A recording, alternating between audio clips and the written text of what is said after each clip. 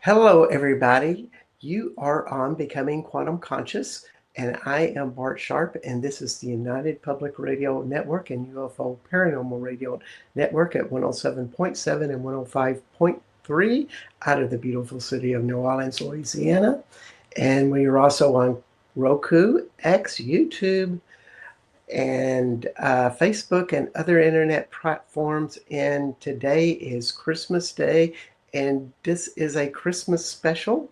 We're having more than an hour show, or 55 minutes as usual. This will be a 3-hour show with a wide variety of guests talking about living in a higher love. And that just seemed to be an appropriate thing for Christmas, because if we really get down to the bare backbone of Christmas, it's all about love and being love and connecting to higher states of love. That to me is the whole message of this day and the celebration of Yeshua's birth and other things that have been added to or built before Yeshua's birth. That's a long esoteric concept. So we'll avoid that, and we're going to welcome our first guest. And we have Natalia Dunne. How you doing, Natalia? I'm doing amazing. Thank you so much for having me here today. Oh yes, I just love this woman. She is one of the most inspirational people that I know, dedicated to leading tours and private sessions and work with a combination of psychological, emotional, spiritual, and inner body development, and how you walk with your body, with this spirit, and all of what that feels like. You know, the word that comes up to me when I talk about high spirituality is sensuality, that you feel the spirit vibrating in you, and all of what that is. And that to me is Natalia Dunne. She is a teacher of that. Wow. Thank you, Bart. My pleasure. And you're also on Instagram. Unleash the Goddess is how you would get to there. Natalia Unleash the Goddess. And I love that you put it down there. And so, as the format is for this show, we're going to just unleash the Natalia and let her speak for 30 minutes, or 13 minutes, excuse me, about living in a higher love. So I give it to you, hon. Thank you so much, Bart. And I love that it's 13 minutes talks, because 13 is the number of the divine feminine. The womb bleeds 13 times a year on average. There is 13 moon cycles. So 13 has always been connected to the feminine. So yeah, just a little side note that it's so on point. So what I wanted to talk to everyone today is about self-love, because I think anything that you want to build in your life, and whatever approach you take to spirituality or to personal development or to growth or to life in general, I really truly believe that self-love is the core. It's the basis of everything we will ever get to build in this life. Self-love really affects our ability to create relationships and nurture relationships. It allows us to have the self-trust and self-worth and go out there and manifest things and, share our ideas. It allows us to believe in our dreams. It allows us everything that we have in our life really starts at the core of self-love. And so I'm going to have like a little approach that's maybe a bit different. So I would love everyone to think about one question. When you listen to your own inner dialogue, just look for a moment, like think of the way you speak to yourself. Would you allow somebody on the outside come and speak the way you speak to yourself to talk to the person you love the most in the world? So let's say it's your daughter or your sister or your mother. If you heard somebody speak to them the way you speak to yourself, would you say that that's okay? And hopefully, my hope is That would be yes, absolutely. Continue speaking to them like that. But I know for a lot of people, when we really slow down and we take the moment to think about it and about some of the things we maybe You're getting a little blurry. Come a little closer yeah. to the So mic. if we slow down, I know for a lot of people, the answer might actually be no. I would not allow somebody to speak to the people I love the way I speak to myself. And what we don't realize is that this voice that we have inside our heads, very often, this is the inner child that heard their caregivers speak to them, and they internalized this voice. And so you can even ask yourself, okay, whose voice do I hear speaking to me like that? It could be mothers, fathers, grandmothers, some kind of other caregiver. So what very often happens is the criticism, the judgment, very often maybe the negative voice that we hear is our inner child who internalized the voice of our caregivers. And most of the time we are not even aware of this. So I know for myself, for example, for a very long time, I had this voice of like, I cannot speak about spiritual things. I cannot speak about woo-woo things. And that was definitely my grandma's voice. And I love, like, my grandma passed and I sent her so much love and thank you for her, all the lessons she brought in my life. But she was somebody who was very Cartesian, very rational. There was no space at all for anything spiritual. And so when I started walking the path of the spirituality, I realized that I was carrying so much internalized shame from her of even going into that aspect, that people who speak, for example, about spirituality are crazy, or they're not worthy, or delusional, or whatever it was, right? And so, and that's like one example in the case of spirituality, but that could be in any other aspect. And it took me a lot of reparenting my inner child, of going back to my inner child and sitting with her, and her having received that pain, right? Because it is painful to be to have like an aspect of ourselves being discarded this way, right? Or being judged.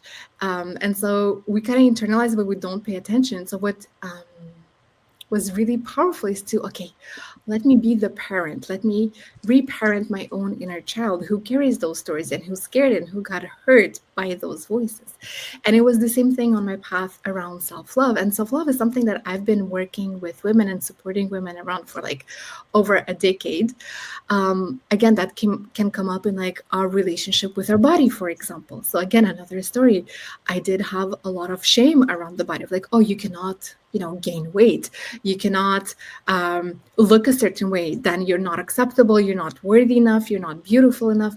We can have stories around sexuality. We can have stories around money, any topic of our life. So maybe the big question is like, okay, if I would be my own best friend and I would be my own best ally, how would I speak with myself, right? How would I speak to my inner child if I was the parent that I wish I received? Right? And I think this is where we start weaving and discovering all the parts of ourselves that have been shamed, that have been perhaps repressed, where we might carry some limiting stories. And instead of like meeting them with judgment or like harshness, we get to create a space of safety and a space of compassion and a space of unconditional love for those aspects of ourselves. And to me, this is the basis of everything. If we can start just shifting our own dialogue, you will see how everything else starts to naturally mirror and shift in all other aspects of our lives. So I would love for us to do a little practice today to really start just cultivating gently this relationship with ourselves that is based on self-love and that is based on compassion, and see if there any places that might feel like there is resistance, because sometimes that might be scary. Sometimes we never learn how to receive love. Maybe we feel like, oh, I need to continue speaking this way, and this has kept me safe so far. So what if I soften now? How would that feel? And our nervous system can sometimes freak out and ring alarm bells. It does not mean that there is actually danger. Sometimes it just means it is unknown to us, and so it feels unsafe, right? And so I would love to invite us all to just close our eyes and take a deep breath in and out, just arriving in the present moment. And the breath is so powerful because we cannot breathe in the past, we cannot breathe in the future, we can only breathe in the now. And so it invites us to step into communion with the present moment. Just release any tension you might have around your jaw, your tongue, your shoulders, our beautiful bellies. We don't need to suck them in. You can just let go.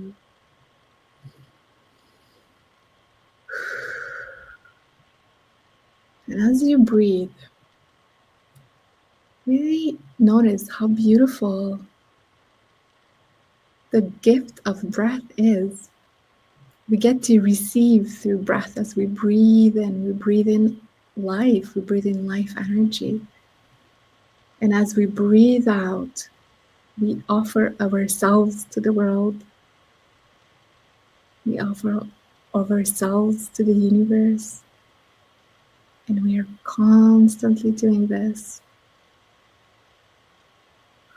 as long as we are alive, receiving and giving to life. Now just imagine really arriving into your body. So often we are somewhere in our heads, thinking about so many things, and we never arrive into our bodies. And so I would love to invite us to descend from our head into our neck, into our back. What does it feel like to be in your back? In your fingertips, in your legs, in your hips, in your toes. There are no separations in the body. There are no separate arms or separate legs. It's a whole. Our body is an indivisible whole. And you inhabit all of it. Bring back your consciousness into the body. Now bring your consciousness also to your cells. Our cells are alive. Each one of them has their own consciousness. And they're miraculously working together to create us, so that we can have a physical form to descend into. Just arrive to your cells as well. We're going to tap into this beautiful feeling of gratitude. Gratitude to all the living beings with their own separate consciousness that come together to create us and for this beautiful body. Just breathe in and out. Natalia, we're coming. Yes, and we're just going to say thank you. I love you, and you are safe with me. You are safe with me. And commit to doing that every morning before you wake up, and you'll see the transformation. Yes, love is so much about paying attention to the deepest self of us. Yeah. Yeah. So Natalia, you have a Instagram page at Natalia Unleash the Goddess, and you hold classes and workshops and do private sessions in women's consciousness, with spirituality, emotional psychology, all of Yes. this. And Go ahead. yeah, go ahead, Bart. Okay. And when's your next workshop? So I actually have a membership, and we do workshops once a month. So the last one we did was about Lilith and really the dark feminine and descending and reclaiming all aspects of ourselves that sometimes we might be shaming. It's all in there. Okay, so it'll all be on Yeah, Unleash the Goddess. Okay. it's the link in bio. All right. All right. Well, thank you so much, Natalia. You're so welcome. Wish you a Merry Christmas, and we're going to bring on the next guest. Perfect. Thank you so much. Bye, Bart. Bye-bye, hon.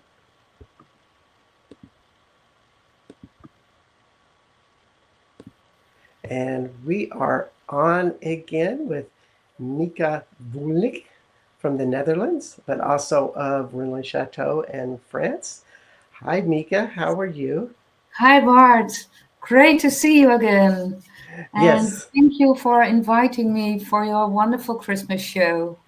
Oh, my pleasure. Mieke and her partner Vincent are, I think, two of the most knowledgeable persons about the spirituality or the spiritual sites and of France itself.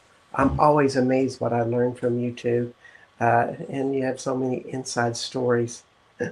You told me, well, between the two of us, we speak like 4 languages, so we get to talk to more people than you do, Bart. You got to bone up on your French more, I guess was the message there. But Mieke is the author of Immortal Love, Awakening, and Sacred Footsteps. And you're writing a trilogy of your spiritual journey right now, and all of what that awakening is all about. Is that correct? Yes, that is completely correct. Yes. And you can find Mieke at miekevulink.com, and I'll put that on my ticker here in just a second. I need to kind of turn this last one off, and I'll let you have it. I'll let you know in about we have about 1 minute left. Yes, perfect. Perfect. So, as Bart has told you already, I am from the Netherlands, and I am really grateful to be able to share a message with you. The coming words, they are not my words. They were given to me, to my heart. I translated them into my best possible English language. Forgive me if there are any words that you think, that doesn't make any sense. I give you my best. And if you like, for the coming 12 minutes, just close your eyes. Try to feel the love behind this message. Go within yourself and feel your body. You've seen Bart's face, you've seen my face, you know who are talking to you. So just use this short moment for yourself. Try to relax and receive. The highest possible love that we as human beings can muster is the love that will lift us completely above all judgments. All judgments where we project onto others point to unhealed, painful experiences that we have gone through ourselves. We all know how much it hurts to lose the ones we have loved deeply. We all have lived with old pain and fears, and we've all tried to survive with just crumbs of love. So what did we do to survive? Either we closed our hearts, or we started to give love ourselves, hoping to receive some love, recognition and appreciation in return. But most of the time, what we received in return was a conditional and demanding love.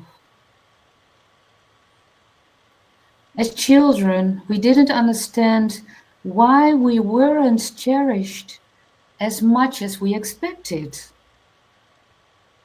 We learned to live in the midst of energies in which we felt unspoken expectations and disappointments.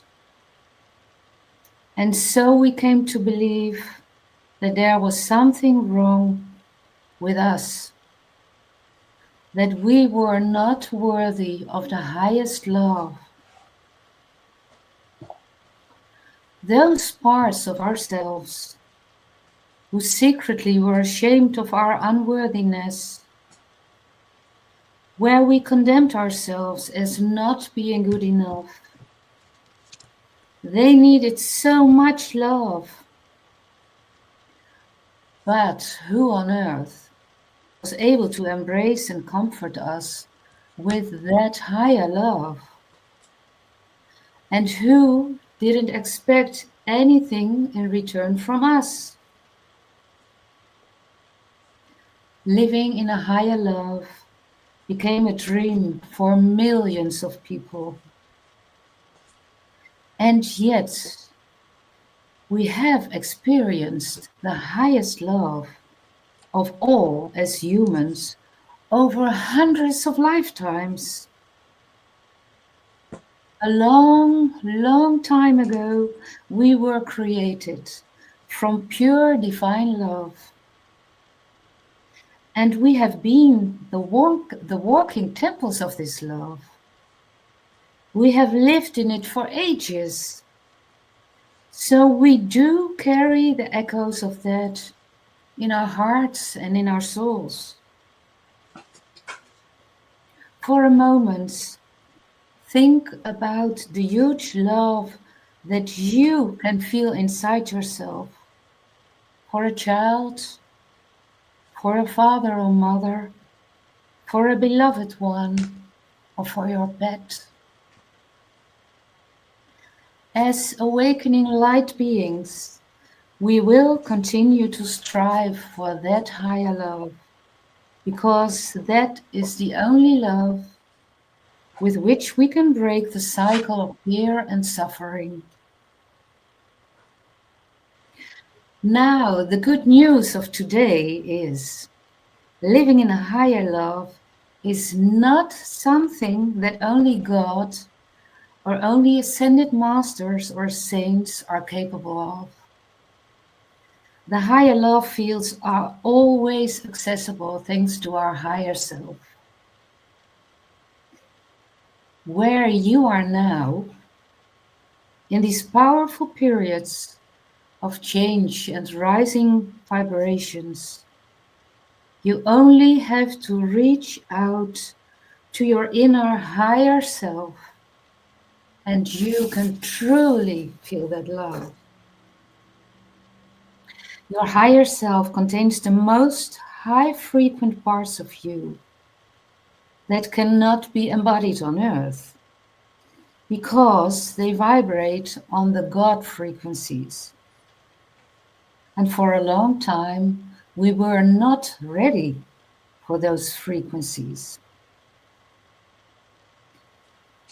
Your higher self exists by the grace of the highest love, which is at the beginning of every creation.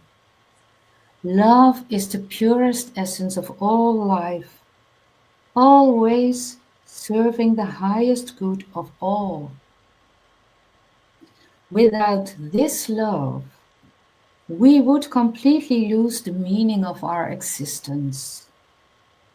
if we removed love from creation, everything and everyone would fall apart. Your higher self is the gateway to God. And we are not speaking of a churchy God, of any religion. God is the ultimate consciousness, the ultimate source of creation. In that source, there is no judgmental or punishing father or mother sitting on a throne somewhere. These are just old imprints to keep us in fear, but they are not true. You are created in the likeness of God. So you are created from the highest love consciousness, and your higher self is connected with that powerful divine will that wishes to create only from love.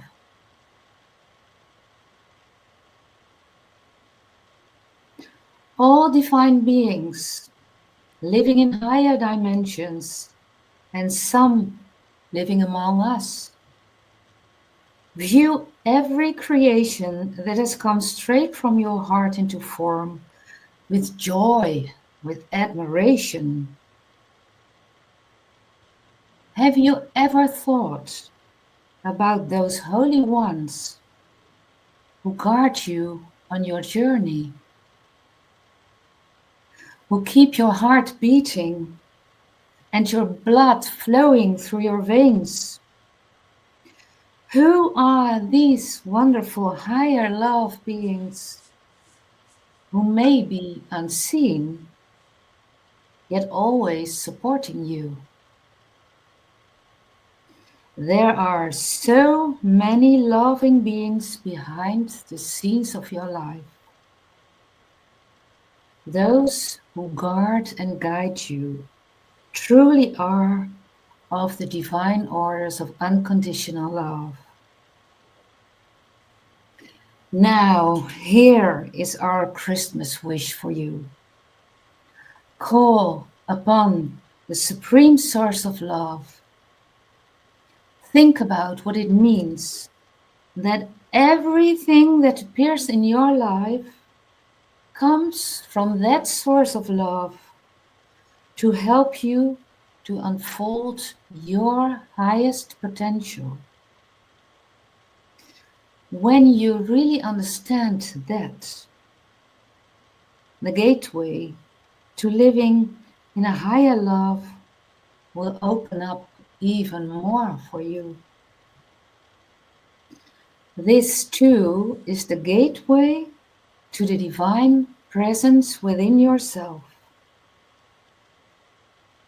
Connect with this presence because it has the same loving heart as God, as Great Spirit, as the source of all life. Please be grateful for the life you have been given. That is a sacred gift. And when you set your intentions on living your life in the highest possible love frequencies, you will be provided with everything you need to complete your soul plan for this life. And perhaps, dear ones, the most important thing to realize this Christmas is that you are love. You are the temple in which your higher self can descend into your body and bring all the heavenly gifts to earth. You, beautiful being of light, you are on your way to becoming an overflowing source of love, and you will remind every other living being around you, that they too came to embody and share their heavenly gifts. Mm, that's May wonderful. this message have encouraged you to recognize the highest source of love within yourself. May peace be with you. Mm. Thank you so much, Mieke. Um, and you can Avec find, plaisir. yes, which in, if you don't understand French, that would be I give with pleasure, which is With pleasure. exactly a big part of what love is. You can find Mieke at www.miekevulink.com, and that's Vulink, or Mieke is Miekevulink, author of um, Immortal Journey Love. to love. Yes, Yes. yes. Well, thank you so much for being on the show, and wishing you a wonderful Christmas. Give Wishing my you best. all wonderful Christmas days and a blessed new year. And thank you, Bart. Bless you, and give my Yes. best to Vincent. I will. Thank you. Bye. Bye bye. Yes, so we have another person coming. I'm just doing a little adjustment as we welcome Sally Hart. Whoops, she didn't come on. Hey, There you see she me now? is. Hi, Hey, Sally. how you doing? I am good. I'm so glad you're on the show. And to give you a little bit about Sally, she is a psychic of magnitude, been that way all of her life. She just can't help herself. And has we had a wonderful show about alien encounters at one time in her life. So I guess we could safely say this woman is wired. And you can find her at heaven2earth.com, and that's as she has below there. It's a heaven and then the number two, and heart. Heaven to heart, not earth.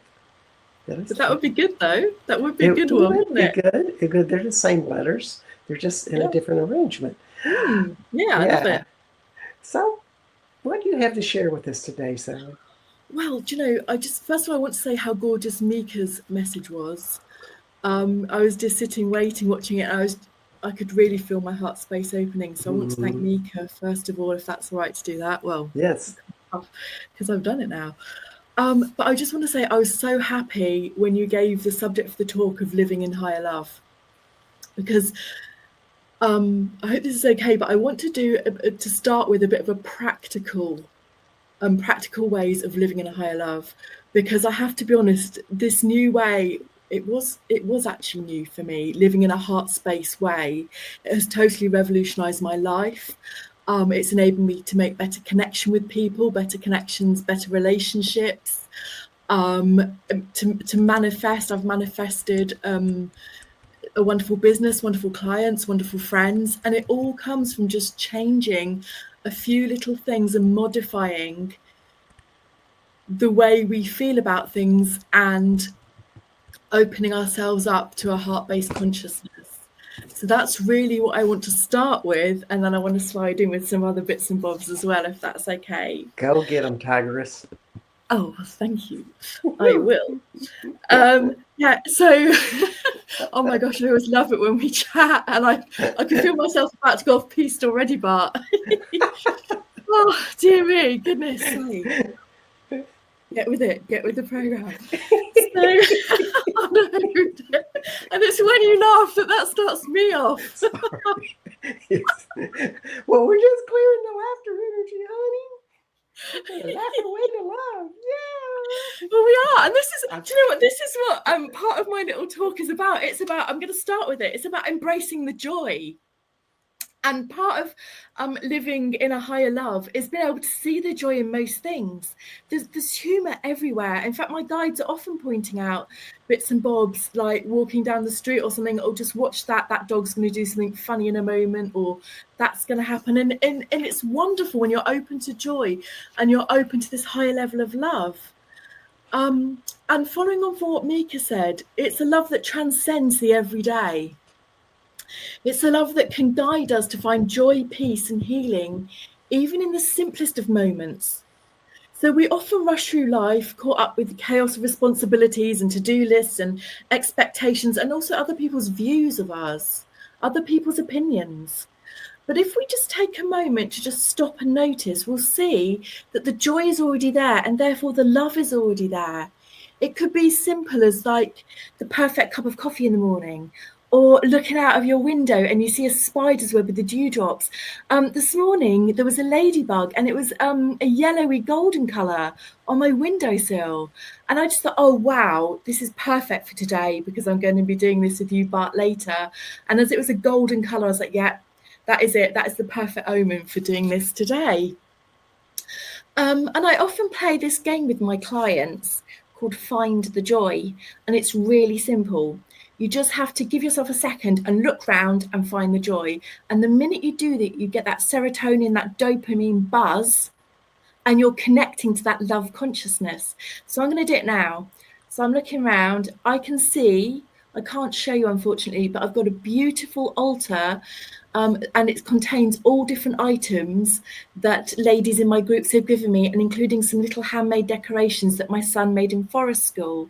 And just that epitomizes living in a higher love for me, because different people have contributed to make this beautiful haphazard altar, but it's got the energy of each of those people, and their love just comes through. But joy and living in a high love, it's not just about noticing the world around us. We have to embody it. And the first way I learned to embody living in a higher love is, I get a bit emotional when I talk about this, it's about silencing that inner critic. It's one of the most powerful acts of love we can give ourselves. You know how we treat our friends, and we chat to our friends and we're kind and say they mess up or they're late or whatever, and it doesn't matter because they're friends and we love them and they love us. How often do we give ourselves that same courtesy and give ourselves that higher love like we do to them? Can you imagine if we did treat ourselves the same way as our closest friends, treating ourselves with encouragement and support rather than judgment and self-doubt? That makes a massive impact in our lives. And then the step on from that is talking to ourselves in a positive, compassionate way and reminding ourselves that we're worthy, we're enough, and we deserve the same love and care that we so freely give to others. I think sometimes maybe it's important for other people to tell you that you are worthy and you are enough, and you're entitled to love yourself. You have value and you are worthy.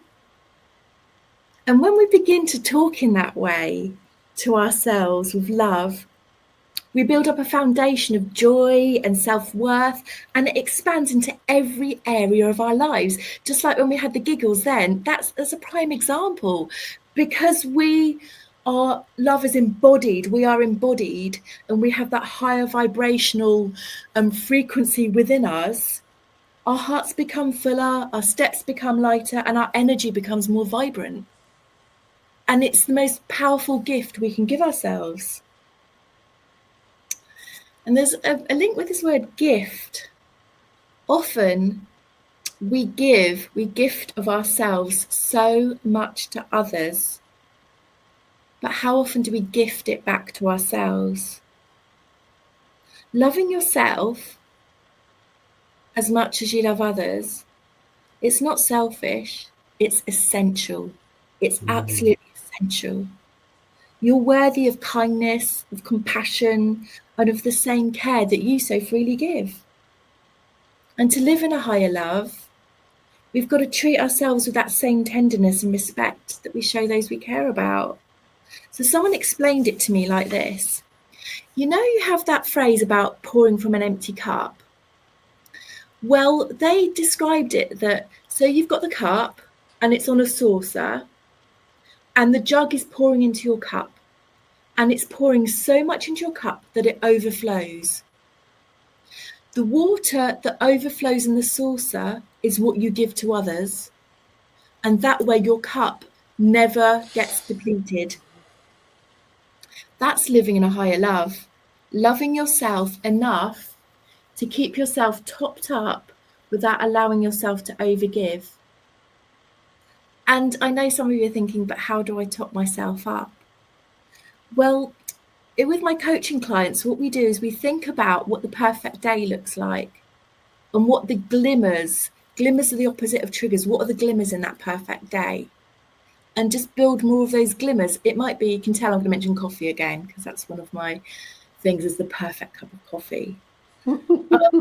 It's also about not allowing other people's opinions to affect you. It's about allowing yourself time just to, like before this tonight, it was dark, but I was out in the garden doing some qigong by the light of the stars, just giving yourself those moments. I'm going to be coming on to stars in a minute. I bet Bart's expecting that star family have to creep in some way. Hey, Bart? Yeah, I'm hoping. Yeah, they're coming. It's coming. It's on its way. So before I get to that, it's kind of what we're doing now. It's the idea that once we've embodied that light, embodied that love, we can't but help share that love that's within us. It is contagious. It's more than contagious. It's transformational. It's got the power to uplift, to heal, and to create a ripple effect in our communities and beyond. This is where the cosmos bit comes in, Bart. So I want to take it a step further, and it wouldn't be me without talking about star family. So have you ever felt a sense of stillness, a quiet moment of connection to something far greater than yourself? When we do that, we're bringing in the high vibrational energy from the cosmos into our bodies. We're connecting to something that's greater than ourselves, and that love frequency that Mieke was talking about. When we have those moments of stillness, we're opening ourselves up, we're opening our heart up, and we're allowing and enabling all of that magic and that healing frequency and the love frequency to flood into our systems. And it comes into every pore, every cell, every muscle, every organ. It expands our hearts, and it cleanses the stagnant energy within. And it's through this energy that we can heal the old wounds, we can get rid of the trauma that's stored deep within us and become whole again and embody this love. Now, what's come through in my channeling and what my star being guides spoken to me about, and also Mary Magdalene, who I work with a lot, we have this energy around the earth, and it's in the cosmos, it's in the solar systems, it's infinite, it's everywhere, and it's also in the heart of Gaia. It's in her soil, it's in the trees, it's in the flowers, the plants, it's in the crystals, it's in the rocks, it's in the stones. It's everywhere. Everything is connected by this beautiful golden energy. It's within everything in our planet and beyond. And I thought I'd better do some research, a little bit of Googling, so that I have a few facts that link, what I believe link and show that I'm not just a crazy woman. Because you got 1 minute. Oh, goodness. So the idea is we're all made from star particles. And if we're made from star particles, the carbon, the nitrogen, the oxygen, if we are made from those, and we are created in God's image, and we have that divine spark within us, that is our link to this wonderful universe, this crystalline consciousness, and this life force and love force energy. And when we need help, when we need support, when we feel stressed, all we need to do is open up our crown, and draw this beautiful high energy, this high vibration in to expand our consciousness, enabling us to live in a frequency of love. And using this, we can solve all problems from this zone, from being in this space.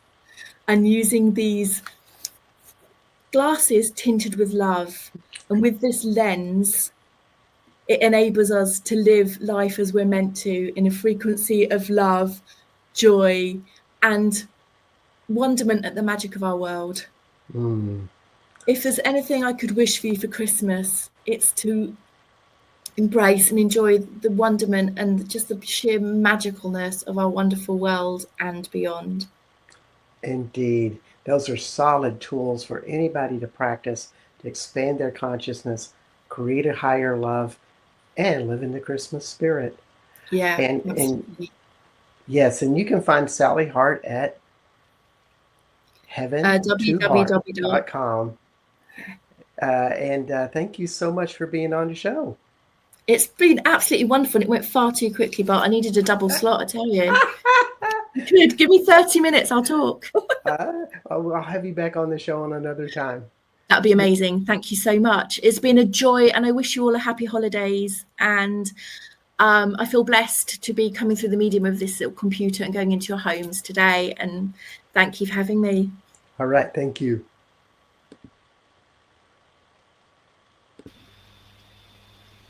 And we have Richard Stanley on the show now. And before we go on, Richard, I wanted to tell everybody that you are on Becoming Quantum Conscious. I am Bart Sharp, and you are on the United Public Radio Network and UFO Paranormal Radio Network on our Christmas special at 107.7 and 105.3 out of New Orleans. Richard, it's really good to see you. How are you doing? Richard, are you there? I can't hear you.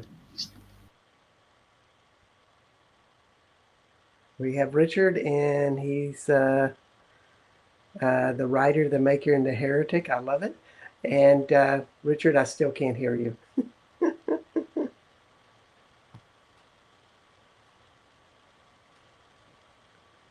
You got a mute happen on. Hello.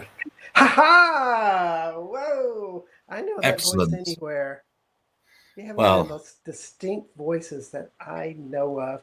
This is Richard Stanley, director, heretic, writer, and generally lover of the Cathars and the Magdalene consciousness. So happy to have you on the show today, Richard. Well, it's a huge pleasure being here, Bart. And I gotta wish you and everyone listening a very magical Yuletide, a blessed Christmas, and the whole shebang. It's a great pleasure to be with you tonight.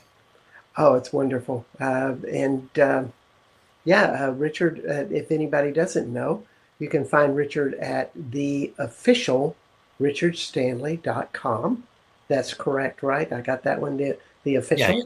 All right. And you are directors of such movies as Hardware, Color Out of Space, Dust Devil, and you're working on another H.P. Lovecraft story right now.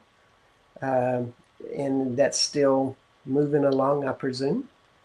Yeah, I'm deeply enmeshed in Lovecraft country at the moment, and the coils of Cthulhu.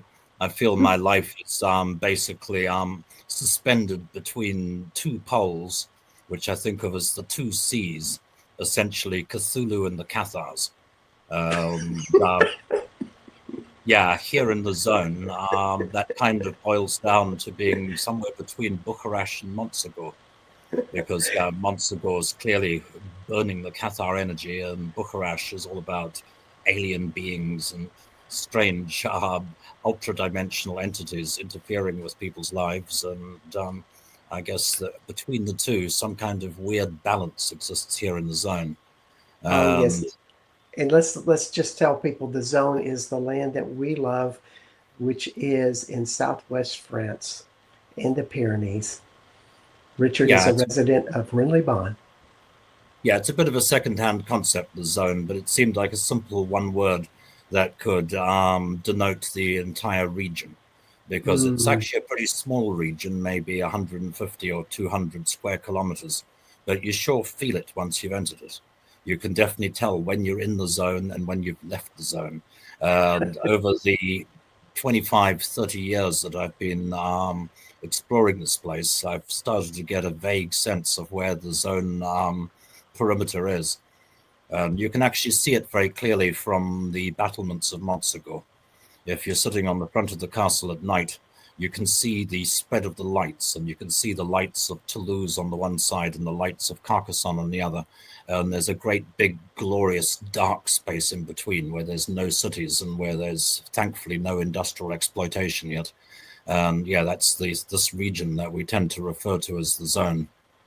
The only thing that all of the places have in common, apart from being in the south of France, is that they all have a mystery. Almost all of these places have a treasure. The treasure of Rennes le Chateau, the Grail of Montsegur, the Bell of Bézieux. There's always a missing treasure, and there's usually and no one could agree on what it is, whether it's the Ark of the Covenant or the Tomb of Mary Magdalene. That kind of shifts around from region to region, but everyone is sure that somewhere hidden within the zone is the thing that will make sense of their lives, the thing that will finally heal their wounded hearts, which will make sense of the entire experience, maybe grant them their dearest wish. And I think that's what keeps people coming back and searching. It's clearly for me more of a spiritual treasure than a physical treasure. But the sense that is here somewhere, I think continues to drive people, and yeah, always has driven people. And drive them mad, and for some, drive them to a higher state that they've never known before. And those two things, as H.P. Lovecraft well knew, are a higher state of consciousness and insanity are separated by a very narrow line that's even harder to draw than the zone perimeter, because when you've wandered from one to the other, yeah, who is to say?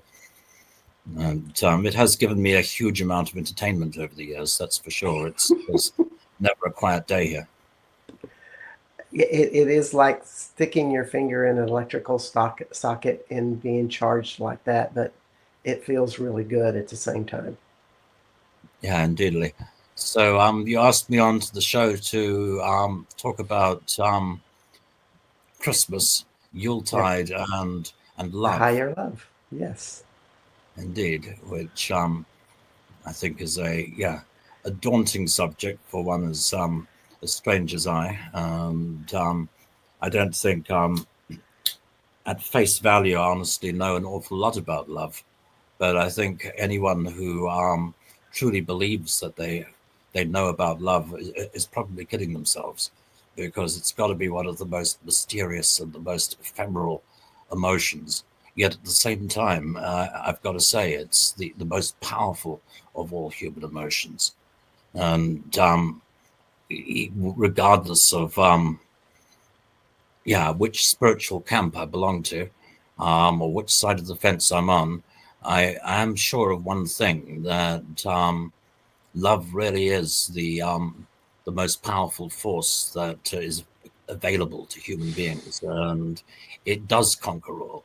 It's ridiculous, but the old rhyme, the wrong shall fail, the right prevail, goodwill on earth and peace to men, is true. Evil and darkness and lies cannot stand in the face of light and love. Not in the long run. It may seem that way for long periods of time, and people are forced to endure the most outrageous hardships in this world. But at the end of the day, love matters, and it's the last thing really that stays with us. Everything else streams away. Everything else is temporary. The desire to hang on to fame, to personal fortune, treasures, physical effects, all that becomes irrelevant in the face of infinity. At the end of the day, I think love is the only thing that truly matters, even if we can't define it so easily. That's beautiful. I've seen a twinkle in your eye. I know you got love. I see the way you look at your girlfriend, And and you can tell that there's something very precious there that comes from inside of you out to her, and you're willing to live in that, to show it.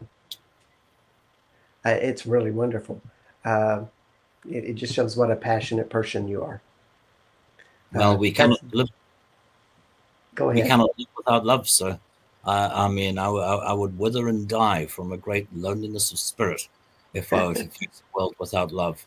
It's the one thing that transcends all and has the alchemical power to transmute the base matters of our lives into perfection, into paradise.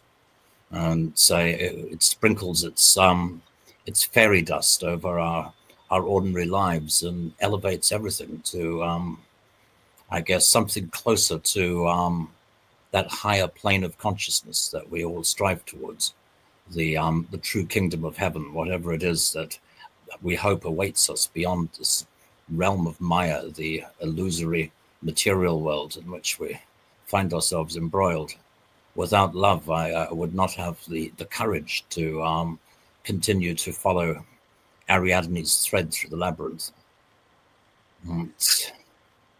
It's the one factor that makes all of this worthwhile, and people find that hard to believe from me because I dress like a goth, and superficially I tend to wear dark colors.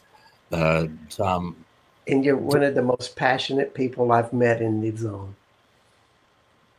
You are. You love this life that you're doing, and you're totally committed to it. Your intensity is fully into it.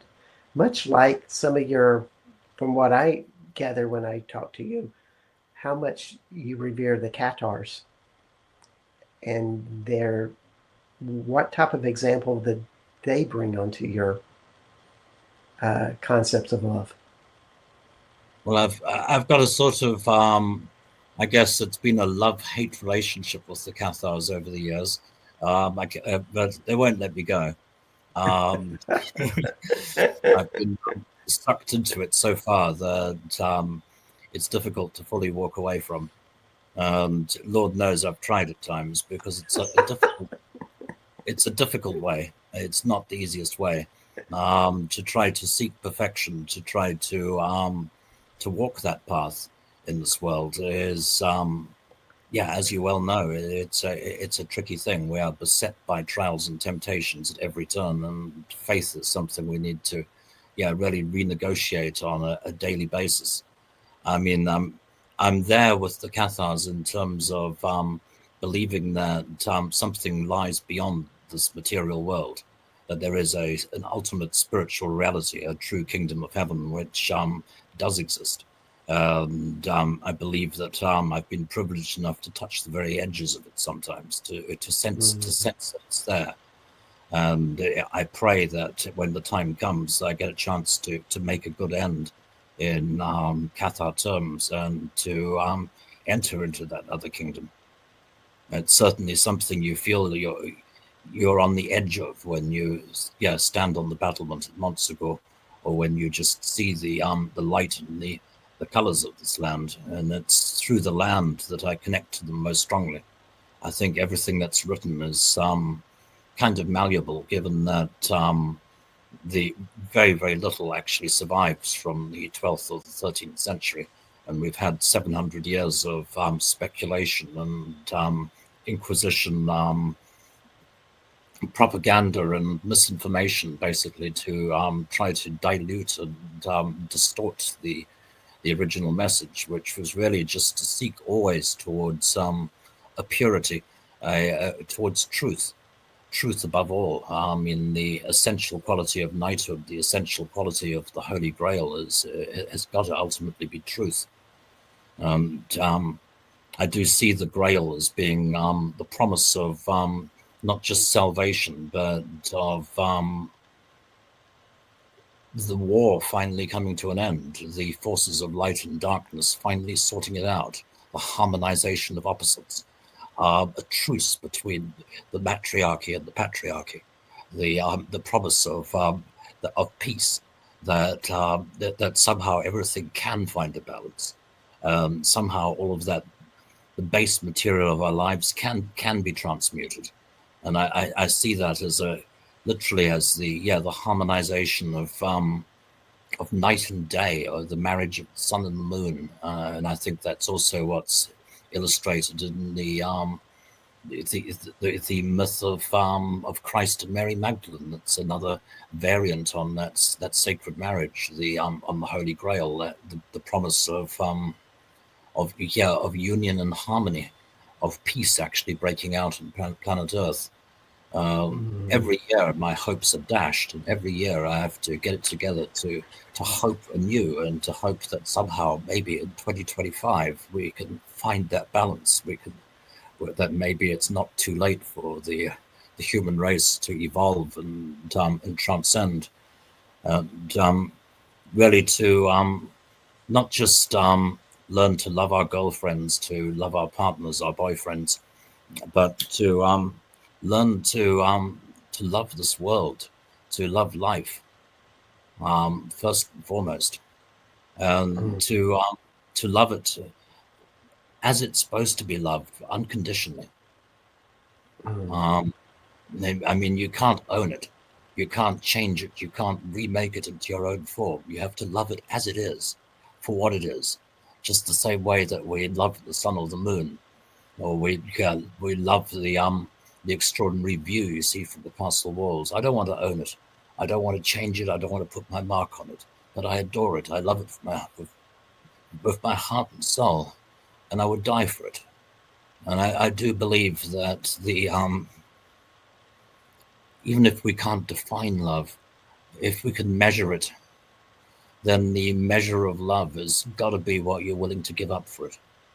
And on a personal level, not something that you're going to advertise, tell anyone about, but how much energy and care you put into something, whether that's raising the pot plants on your windowsill, or taking good care of your animals, and beyond that to land stewardship, taking good care of the place that we're in, and treating it with love and kindness, so that when our time is over, we can pass that on to the generations that come afterwards, and hopefully it will be in the same shape that it came into our hands, or maybe a little bit brighter, maybe a little bit better. And I do think, ultimately love comes down to. I'm just kind of blown away how eloquent, how passionate it's you, as I've gotten to talk to you.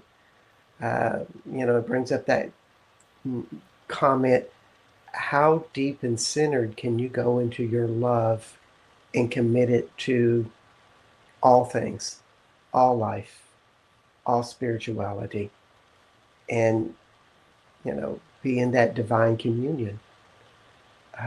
Wow, Richard. Thank you so much. And you can find Richard at the official richardstanley.com. You can check out his movies there. Also see about his whereabouts and what he's creating, which seems to be never stopping. Any last imparting gift that you'd like to give the audience? Come and visit us. If you haven't done so already, come and visit the zone and find out for yourself. I mean, you can read all about it, but at the same time, ultimately, that's completely irrelevant. What really matters is to touch the place and to see how it touches you, and to experience it directly, which has got to be the essence of Gnosis.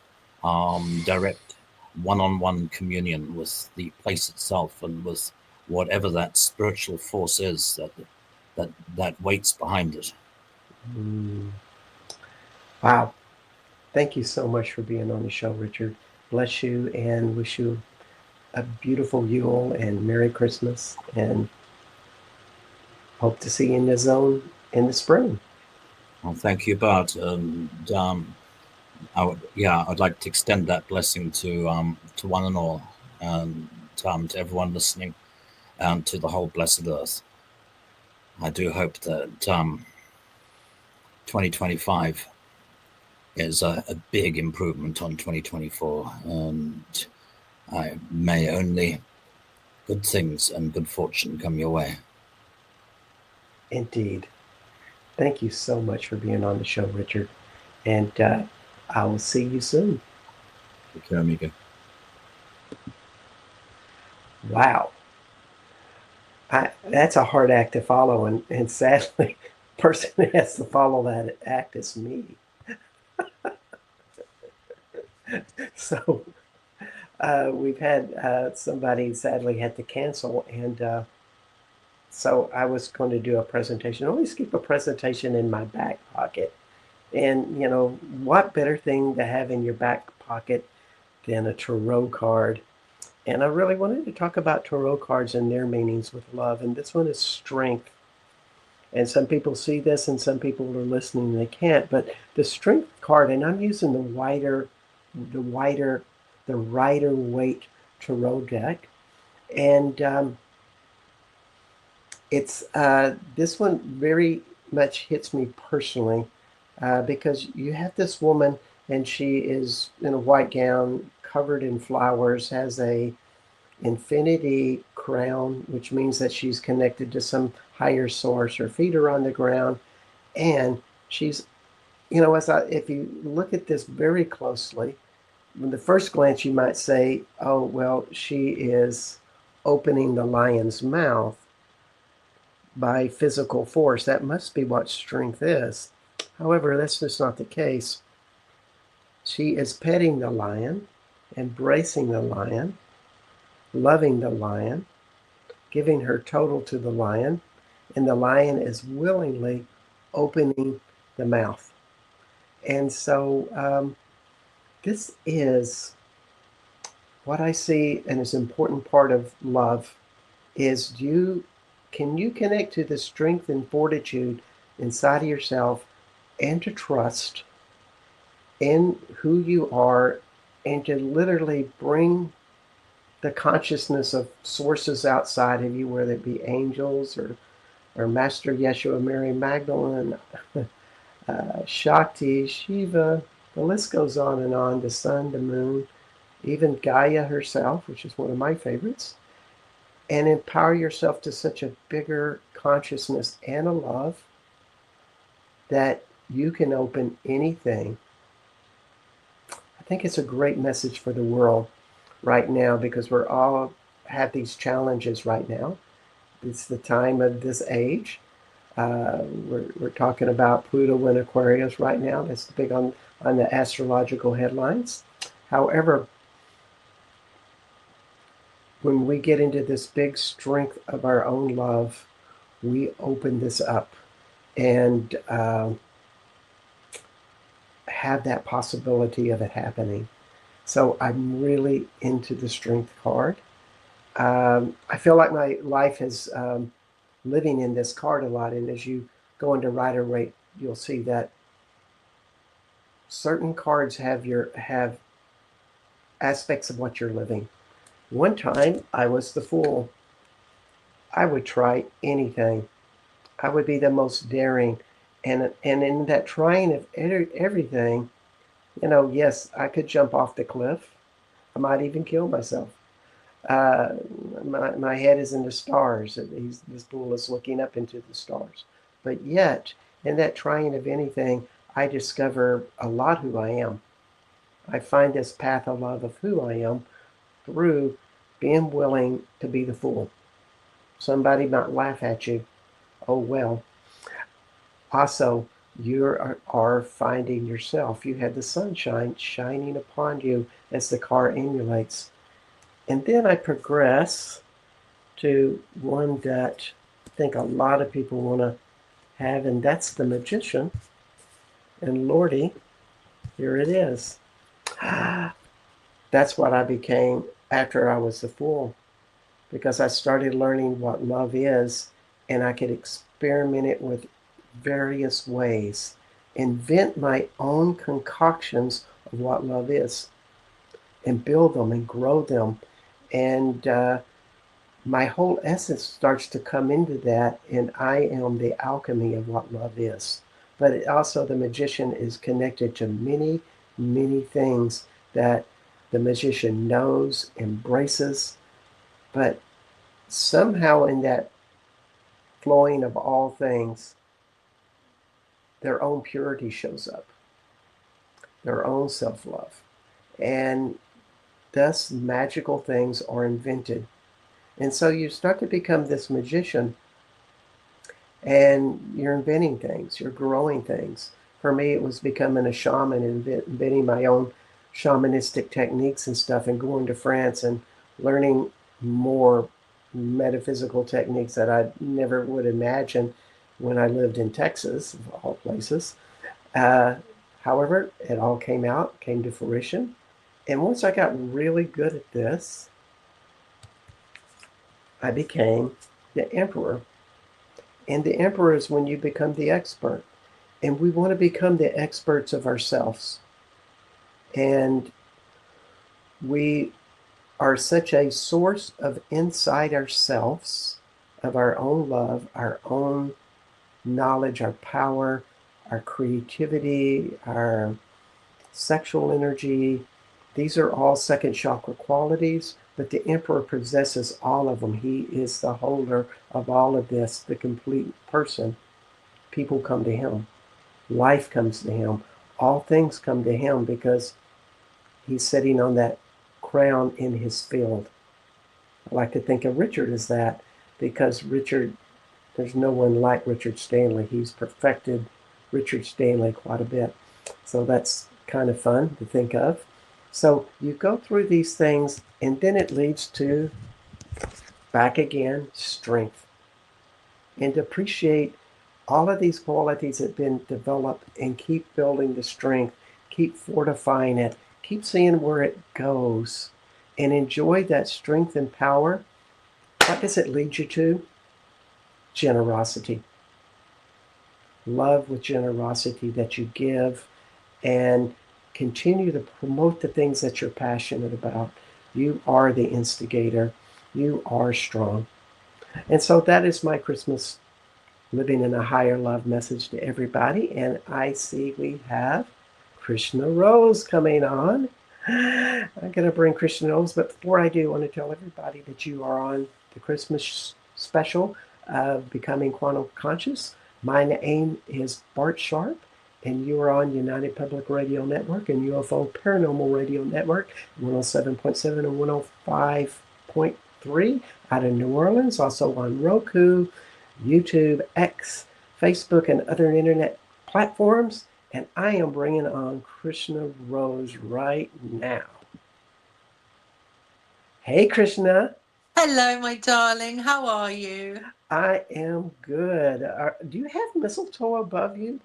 I'm actually sitting. I'm sitting in front of my Christmas tree to be very festive for our listeners.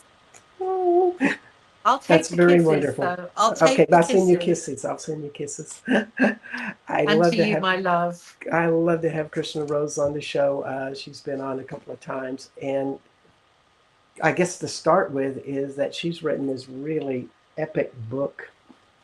This is called Woman in Red, Magdalene Speaks. What I love about this book, it's really thick, small print. So it is an epic story. It tells details after details of the life and times of Mary Magdalene and Yeshua. And not only does it tell this very daring story in a novel format, it also tells, like any epic novel, the life and times of that era. And of all books, I think that I read on this, and I'm always going through Magdalene books, and this one is so good at that. And so I'm so happy to have you on the show. Thank you so much. How sweet of you. Bless you. Thank you. I got to ask you sometime, and maybe I need to. I'm just going to percolate this question. You don't need to answer it right now, and everybody can think about this. When you look at this cover, there's this fox and a butterfly there, and yes, I'm just always wondering about the symbolic Well, representation of that? I'll answer the question now because otherwise I'll forget. Actually, when I wrote the book, I flew to France and England to write. I went alone. I left my family, and I brought with me my very little dog. My little dog looks like that little fox in the painting. And she sat next to me for months while I wrote my book alone I was in an ancient monastery actually that I had rented out to write my book, you know, to get all the good vibes. And she kept me company. She made me feel secure when I was a little afraid of the ghosts at night. You know, it was a very old building. And we were alone in the building. So the fox and then the butterfly, of course, the butterfly represents transformation. The fox represents wisdom. So this book is the wise words of Mary Magdalene and Yesu. And as you go through it, you experience an activation and a transformation. So when I met Chi Yoshi, who is the artist, I fell in love with her work instantly, and she was very happy to have me use this image for the book cover. It was as if it was made for it. It's a beautiful cover. Thank you. It takes the imagination to a place of curiosity, like, yes, what the heck does this beautiful woman express of the Magdalene? It's wonderful. So what story do you have for us today? Well, you know, you said that you wanted me to speak about living a higher purpose and what that might look like. So I'm going to go straight to the teachings of Yesu and Mary Magdalene, because the first line of the Lord's Prayer is, hallowed be thy name. So if we wish to connect with the highest ideal of pure love, power, and source energy, then holy name there's no greater or faster methodology than taking the names of God and rolling them about in your tongue as you utter his names, her names. And this is a spiritual practice that I've been practicing now for 35 years. I chant every day. It's not something that I ever forget to do. It's an instant link. It's like if I phone Bart Sharp's number and Bart picks up the phone, then we're going to have a chat. And holy name, the sacred names of God, the reason why Yesu said, hallowed be thy name, is the first line of the Lord's Prayer rather than the 20th line or the 10th line, is because it all begins and ends there. This is the most important teaching, is hallowed be thy name. Thy name has the kingdom within it. Thy name is the source of all divinity, of all love. Thy name has all divine protection within it. Thy name has the power to cleanse my mind and make it holy. Thy name has the power to drag my very selfish mind unto the lotus feet of God and place it there very carefully to be purified and to develop a relationship with the highest beings. So there is no other reason for us existing, in fact. And this is why he said this Lord's Prayer, because he's teaching us right from the very beginning that if we want to live the highest purpose, we must connect through sacred name, because God's name is like dialing Bart Sharp's number and having a conversation with Bart, but you're doing it with divinity. So every day I pick up my beads, my prayer beads, and I utter the names of God over and over in a repetitive rosary type way. And this highest vibration of divine love, it filters down through all of the difficulties that we're experiencing and fills up the consciousness and the broken heart, if you like. It fills us with this comfort, with this joy, with bliss, because God is bliss. God is love. He and she, they are the source of all love. They are the source of all compassion, all kindness, all of the good qualities that we yearn for and that Jesus spoke of. These qualities, they're naturally there within us because we were created by their loving hands.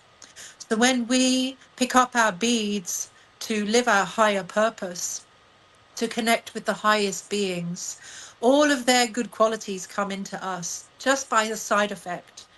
You don't need to try to become a good person. Your heart becomes cleansed and this love oozes out of you naturally, organically.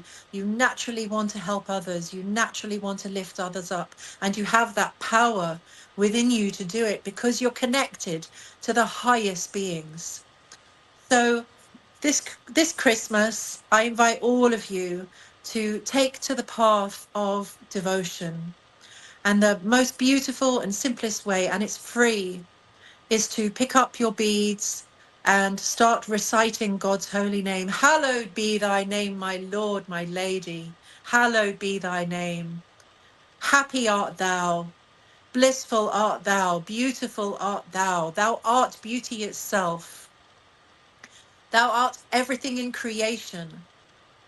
So let me place my very difficult mind, my mind that goes from one place to another all day long, dragging my soul from one place to the next. Take my mind by the reins and drag my soul to your kingdom. Let me open my eyes to your reality, not this reality. And when we pray like this, something happens, something changes. When I first came to this path, I was a broken bird. I was so broken and wounded. I had no wings. I didn't have an ounce of strength left in me. I didn't trust anyone. I didn't love anyone. I didn't love myself. I didn't want to love myself. I was so broken. I came to the temple and I started chanting, and I couldn't afford to go to therapy or anything. All I had was holy name, and I took holy name very seriously as the greatest privilege and the greatest medicine for my soul's ache. And so I spent the last 35 years developing a relationship with God and Goddess through these sacred names. You develop a relationship with your eternal parents. Even you can have visions of them. You can have visions of their kingdom. And that's called a sporti. So a sporti is a Sanskrit term, which means having a vision, a snapshot, where you enter into the movie of their world just for a moment, where you get a glimpse of the beautiful forest that's filled with wish-fulfilling jewels, of the trees that are laden with precious gems hanging down low, and everything in the environment is magical. The entire world of their creation. This is where God and Goddess live. This is their home. This is not where they are being God and Goddess, with where everyone's standing around praying with awe and reverence. This is their home. This is like being invited to Michael Jackson's house by a friend, and you go into Michael Jackson's house and you meet with him and you play with him and you laugh with him. He's not being Michael Jackson, he's at home. And so similarly, God also has a home, and that is the kingdom of God. And this is what Yesu was so hell-bent on making sure that his message of this kingdom would span the centuries. He was willing to die for that message to span the centuries for our sake. So now I'm continuing what he told us to do. Everything that he told us to do, I'm doing. I'm chanting the hallowed names of God. I'm trying to live a pure life. I'm trying to drag my mind from the world of selfishness to the world of pure devotion within the kingdom of God. And so this is what it means to live a higher life. A higher love life means to connect to that divine love, which trickles down so easily and naturally through the sacred name. It's an easy, effortless way to connect to divinity, and you don't require any fancy teachers, gurus, you don't need money. You just sit with yourself and with the divine, and you develop your relationship inside the grail of your heart.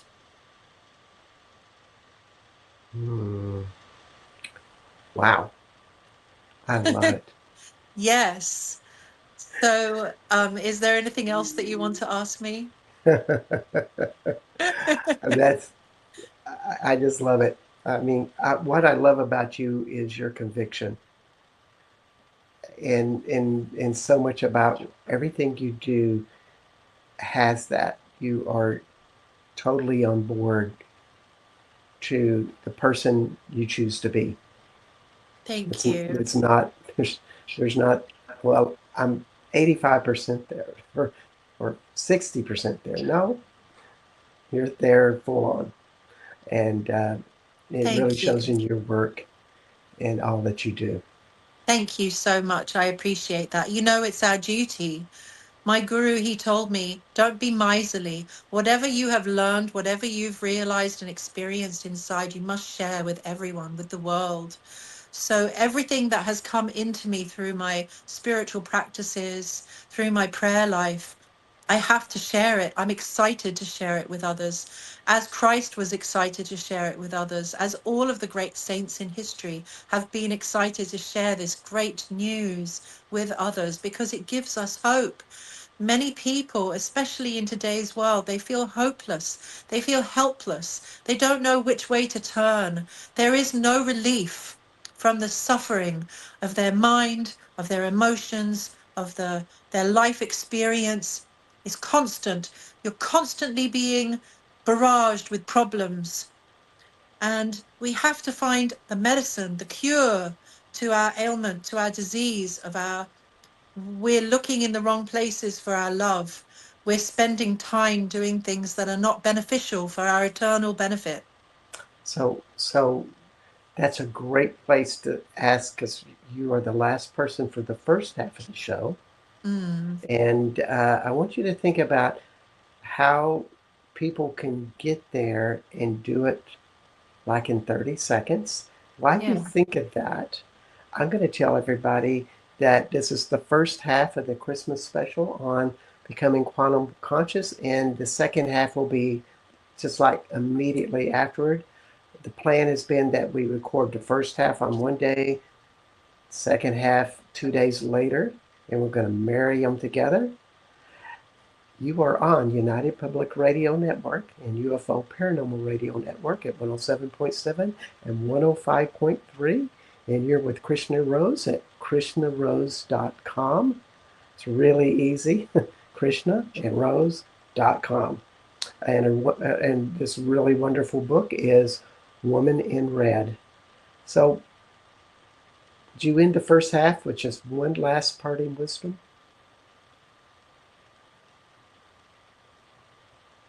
I'm sorry, what was that? Would you end the show with one last parting Yes. wisdom? So you asked me to end it on, if somebody wanted to have an experience of God in 30 seconds, what's the quickest, easiest way to do it? Again, I refer to sacred name. Holy name. Take the holy names of the divine, of God and Goddess, whatever that is for you. You know, there's so many different names of God and Goddess, but there's only one God and Goddess ultimately. But all of their names are there invested within any one of these names. So when we pray like this, it's instant. Just like if I pick up the phone and I dial a number, when that person picks up, I'm instantly connected. It's the same thing with the holy name. Holy name is our telephone to divinity, and it pierces through all of the heavens, through all of the eternal planets, and it goes all the way into the kingdom of God. It's so powerful. We must not think that it is just some mundane thing. This is a very serious ancient practice. And if you look at all of the religions around the world, they all have some methodology, like praying on a rosary, praying on japa beads. They all have prayer beads and they repeat the names of God, all of them. Every religion around the world does this. So there's a reason, because it's an instant connect and it's free. and it's practice. It is practice. It's showing God that you mean business. It's showing him and her, I want to enter the kingdom. I'm tired of the struggle. I'm serious. Please accept me in your world. I want to understand your world. Indeed. Thank you so much, Krishna, for being on the road. Of Thank you, course, I'm so Krishna Show. happy. Thank Can't you get for that out. inviting me. Thank All you for right. inviting me, Bart. It's always lovely to see you. Yes. And Merry Christmas to all of your watchers and friends and family, and to everyone who sees this video. Merry Christmas. Merry Let's make Christmas, this next everybody. year matter. Let's make it a good year for all of us. Indeed. And the show number 2 will be on in about 30 seconds to a minute, everybody. Bye-bye for now.